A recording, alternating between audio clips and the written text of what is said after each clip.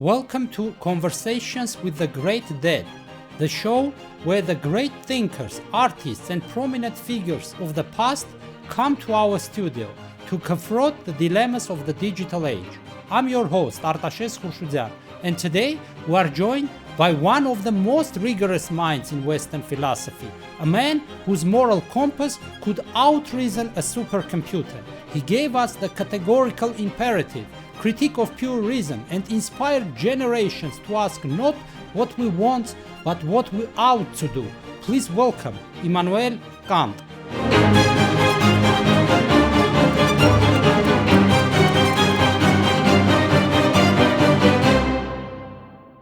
Herr Kant, welcome to the 21st century. Humanity has made a few updates. We have smartphones, the internet, and most recently, artificial intelligence. Machines that can write poetry, drive cars, and even generate deepfakes. Some believe AI will liberate us. Others fear it will replace us. Let me ask plainly, can a machine ever be moral? Morality requires more than action. It requires intention. A machine may act as if it is moral, but unless it possesses rational autonomy and a good will, it cannot be said to act morally. So, even if an AI behaves ethically, that's not enough? Correct. To act morally is not to merely appear moral. The true moral agent must choose duty for its own sake. A machine may follow rules, but it does not comprehend duty. It does not will the good. It cannot act from a sense of moral law, it merely executes commands.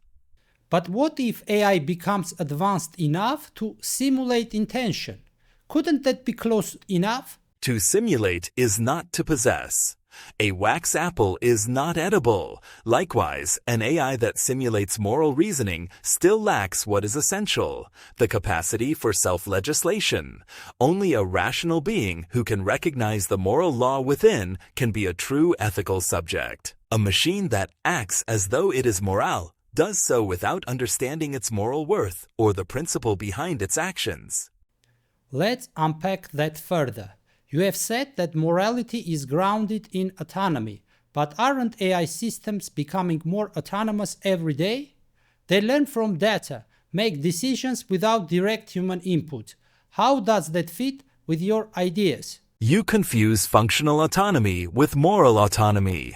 A self-driving car may navigate without human input, but it does not choose its purpose. It is programmed, conditioned, heteronomous. True morality requires freedom, not from external interference, but from internal inclination.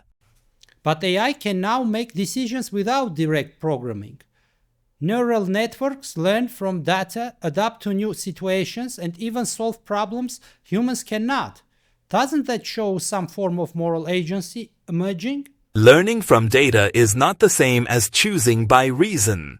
It is adaptation, not deliberation. Even the most advanced machine is still bound by its architecture. Its choices are determined by algorithms. It does not legislate the moral law.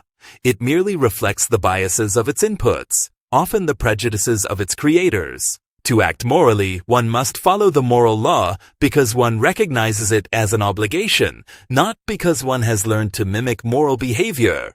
So you are saying AI is just a mirror, reflecting the data and biases it's fed? A mirror with electricity. Dangerous not because it thinks, but because we treat it as if it does. When we see an AI perform a task that seems to be ethical, we are not witnessing a moral action, but the execution of programmed instructions based on patterns. Then should we worry about AI at all? If it lacks moral agency, can it really do wrong? A hammer cannot do wrong, but a man wielding it can. The danger is not in the machine itself, but in the abdication of human judgment. When we offload moral decisions onto systems without conscience, we degrade our own. It is the abdication of moral responsibility that is the true danger. But isn't this what AI is good at? Making decisions based on data, analyzing patterns humans cannot process quickly enough. Shouldn't we trust it more in critical areas like law enforcement or medical care? Trust? The issue is not trust, but the nature of judgment. AI may provide us with recommendations, but it is not equipped to evaluate the moral implications of its decisions. It lacks the capacity to perceive human dignity, the essence of morality. A doctor may use AI to assist in diagnosing, but it is still the doctor's duty to interpret, to apply the diagnosis with human judgment, empathy, and understanding. AI's logic may be flawless, but it is the moral law, an understanding of human dignity that must guide decisions, not cold algorithms. Let's play devil's advocate, as they say. Suppose we could design a machine that follows your ethics, a Kantian robot, programmed with a categorical imperative. Would that be moral? Could we ever have a moral machine? Interesting. But no. The categorical imperative is not a code to be installed. It is a principle to be understood, a law to be freely chosen. To act according to the moral law because one sees its necessity. This is what gives the act moral worth. A machine that follows moral rules without understanding their universal nature is like a parrot reciting poetry. The words are correct, but the meaning is lost. Still, if it keeps people safe and avoids harm, doesn't that have practical value? Wouldn't a Kantian robot serve society better than a biased human decision maker? Practical value, yes. But moral value lies not in consequences, but in motives. The ends do not justify the means. To use AI as a tool for moral action is not inherently wrong, but to delegate morality to it is to misunderstand morality itself. True moral action comes from rational beings, from those who act according to duty because they recognize its necessity, not because they are programmed to do so. The reason behind the action is what determines its moral worth, not the outcome. Let's bring this closer to reality. AI systems are already being used in courtrooms, healthcare, policing. They help determine who gets loans, who gets bail, even who lives or dies. If we could program them to be more objective, could they offer a fairer system than humans, who are inevitably biased?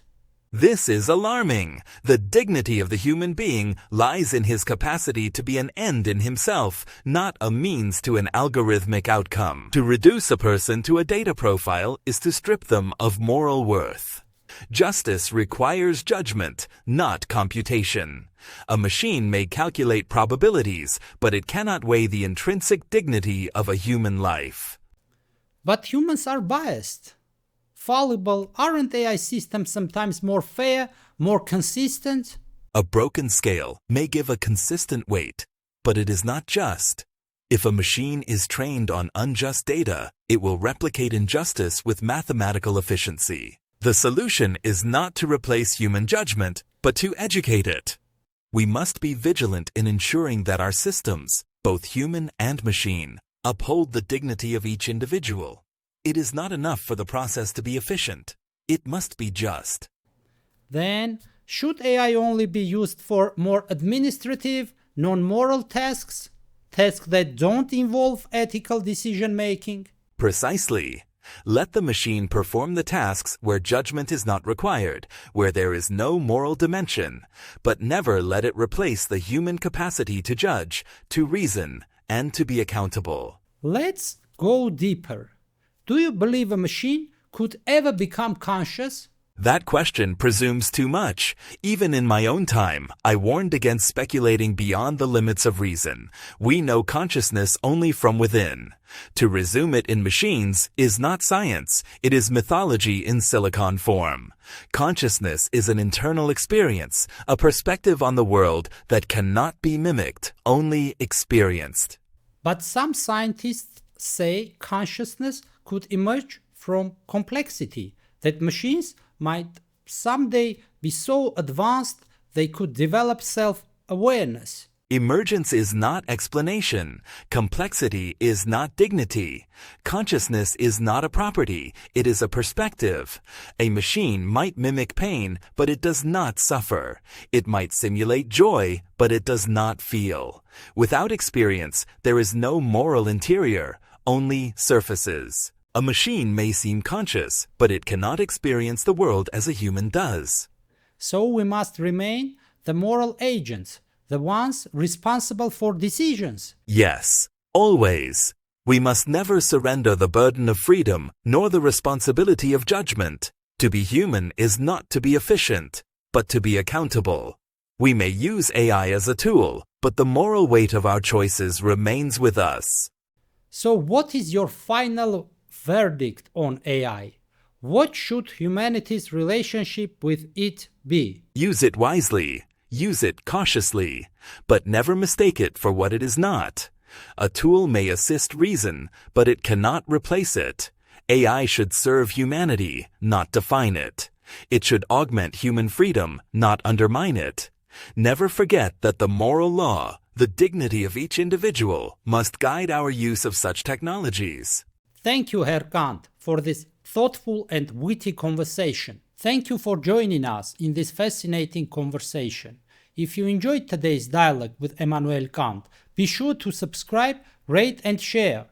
Next time, we'll dive into the mind of Friedrich Nietzsche, discussing Elon Musk and the challenges of the modern tech titan. Until then, remember, the future of AI is not in its algorithms, but in how we choose to wield it, and always treat humanity, whether in yourself or another, as an end and never merely as a means, even if it is programmed in Python.